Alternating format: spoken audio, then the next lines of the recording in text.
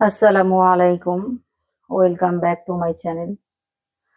আবারও আমি সব কাজ সেরে চলে এসেছি লাঞ্চ প্রিপেয়ার করতে।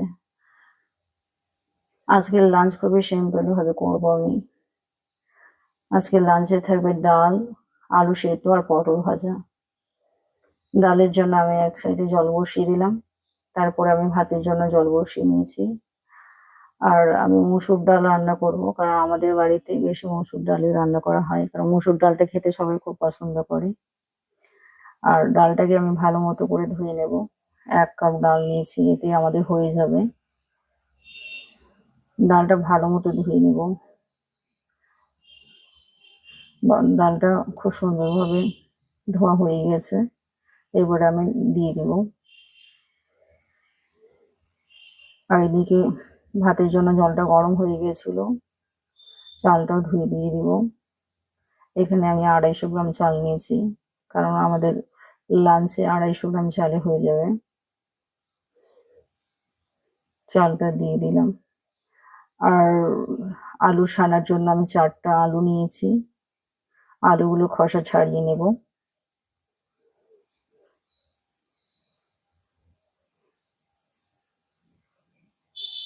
খোসা ছাড়ানো হয়ে গেছে, এবারে আমি 2 পিস করে নেব, যেহেতু মসুর ডাল তাড়াতাড়ি সিদ্ধ হয়ে যায়। আর 2 পিস করে এইভাবে দিয়ে দিলে আলুটাও খুব সুন্দরভাবে সিদ্ধ হয়ে যাবে। এবারে আমি একটু ধুয়ে নেব। ধুয়ে এবারে ডালের মধ্যে আলুগুলো আমি দিয়ে দেব। দিয়ে এবার পরিমাণ মতো লবণ, হলুদ পাউডার আর কাঁচা লঙ্কা দিয়ে দেব। আর কিছু দেব না। আর পটল নিয়েছি আমি, ফ্রিজে আমার শুধু পটল ছিল, কারণ সব সবজি শেষ হয়ে গিয়েছিল। তো ভাবলাম আজকে আর মার্কেটে পাঠাবো না, আজকে পটল ভাজা, ডাল আর আলু সেদ্ধ করে নেব। মাঝে মধ্যে এরকম খেতে খুব ভালো লাগে। পটলগুলো সব খোসাগুলো ছাড়িয়ে নিয়েছি, ছাড়িয়ে নিয়ে সাইডের বোটাগুলো কেটে নিয়েছি। কেটে এবারে ধুয়ে নেব ভালো মতো করে। ধোয়া হয়ে গেছে। আর এদিকে ডালটাও সেদ্ধ হয়ে গেছে, ডালের গ্যাসটা অফ করে দিলাম। পটলগুলোকে এবারে 2 পিস করে নেব, কারণ পটলের বীজ আমি ছাড়াবো না। অনেকে আবার বীজ ছাড়িয়ে দেন, কারণ বীজ ছাড়িয়ে দিলে আমার পটল ভাজা খেতে ভালো লাগে না। এইভাবে বীজ সমেত খেতে খুব ভালো লাগে। আর আমি 2 পিস করেই কাটবো। সবগুলো পটল কাটা হয়ে গেছে। এবার পরিমাণ মতো লবণ, হলুদ পাউডার, জিরে পাউডার, ধনে পাউডার, লঙ্কা পাউডার দিয়ে ভালো মতো করে এবার আমি মাখিয়ে নিব। হাত দেব না, এইভাবে করে করে মাখিয়ে নিলে খুব সুন্দরভাবে মাখা হয়ে যায়। প্রতিটা পটলের গায়ে মশলা খুব সুন্দরভাবে লেগে যায়। দেখুন কি সুন্দর করে মাখা হয়ে গেছে। আর একটু আমি ভালো মতো করে মাখিয়ে নেব। এইভাবে আমি হাত দিয়ে পটল মাখি না, এইভাবে করে আমি সুন্দরভাবে পটলগুলো একটু মেখে নিয়েছি। মাখা হয়ে গেছে পটলগুলো প্রায়। এইবারে একটা ফ্রাই প্যান বসিয়ে নেব, দিয়ে গ্যাসটা জ্বালিয়ে নিলাম। কিচেন টাওয়াল দিয়ে আমি জলটাকে মুছে নিলাম।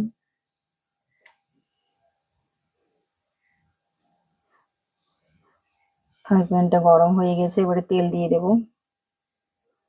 তেলটাকে আমি এইভাবে ছড়িয়ে দেব, কারণ ফাঁকা জায়গায় পটলটা পড়লে তখন পটলটা লেগে যাওয়ার সম্ভাবনা থাকে। আর এইভাবে ফ্রাই প্যানের মধ্যে তেলটাকে ছড়িয়ে দিলে পটলটা লাগবে না, সুন্দরভাবে ফ্রাই হবে।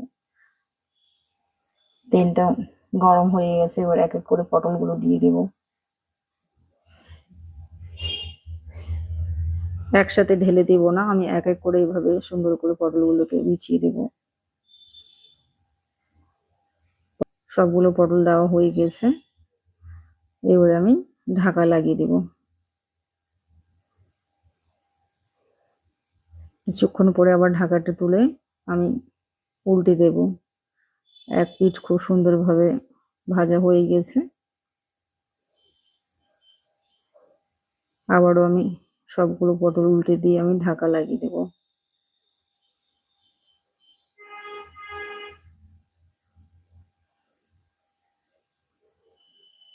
আর এদিকে ডালটা থেকে আমি আলুগুলো তুলে নেব।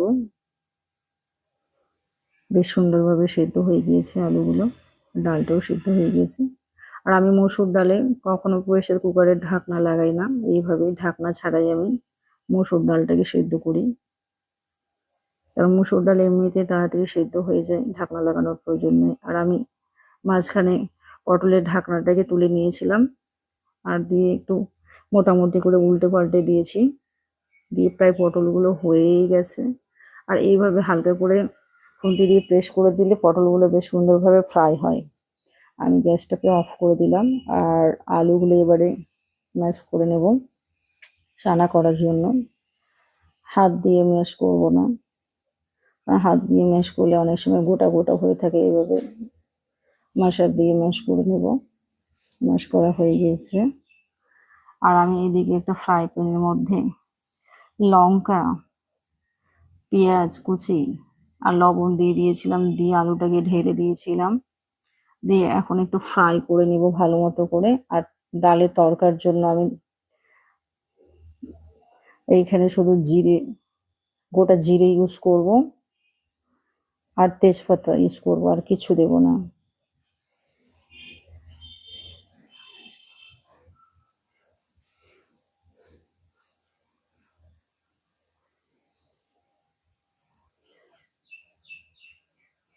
ব্রাউন কালার হয়ে গেলে আমি তরকারিটাকে ডালের মধ্যে ঢেলে দেব।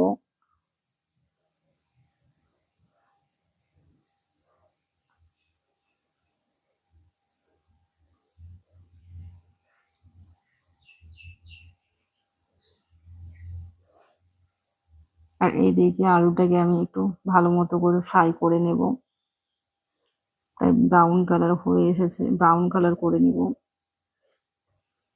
ভালো মতো ফ্রাই করলে খেতে খুব ভালো লাগে আলু মাখা। প্লিজ আপনারা এইভাবে একবার ট্রাই করে দেখবেন, খেতে খুবই ভালো লাগে। গ্যাসটাকে অফ করে দেব।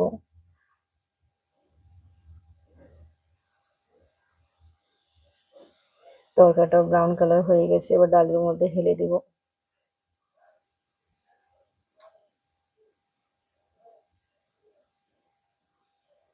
দিয়ে একটু নেড়ে দেব। আজকের লাঞ্চ আমার রেডি হয়ে গিয়েছে। আজকে সিম্পল লাঞ্চ, ডাল, আলু মাখা আর পটল ভাজা। প্লিজ আপনারাও একবার ট্রাই করে দেখবেন, খেতে খুবই ভালো লাগে। আর ভিডিও ভালো লাগলে প্লিজ লাইক অ্যান্ড সাবস্ক্রাইব। আজকে এই পর্যন্ত, টেক কেয়ার।